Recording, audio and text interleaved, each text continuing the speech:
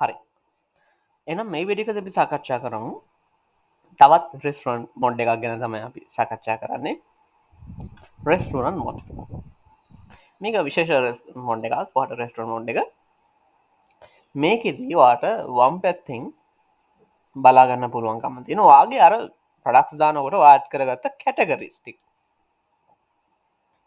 වම් පැත්තෙන් ඔයාලට ඒ ටික බලා ගන්න පුළුවන්කම තියෙනවා.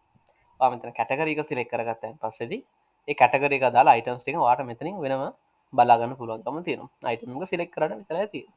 සිලෙක්ට් කරපු ගමන් මේක ඔයාගේ බිල් එකට ඇඩ් කරගන්න පුළුවන්. ඔයාගේ බොහොම ලේසියෙන් ඇඩ් කරන් යන්න තියෙන්නේ.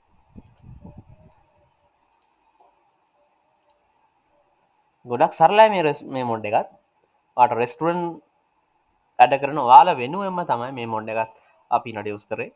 මේකෙදිත් ඔයාලට බොහොම සරලව ඔයාගේ වැඩ ටික සිස්ටම් එකට එන්ටර් කරන් යන්න පුළුවන්කම තියෙනවා.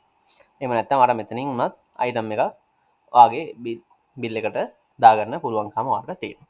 අර පෙර පරිදිම ප්‍රොසීඩ් වලට ගිහිල්ලා ඔයාගේ බිල් එක ඔයාලට print කරගන්න පුළුවන්කම තියෙනවා.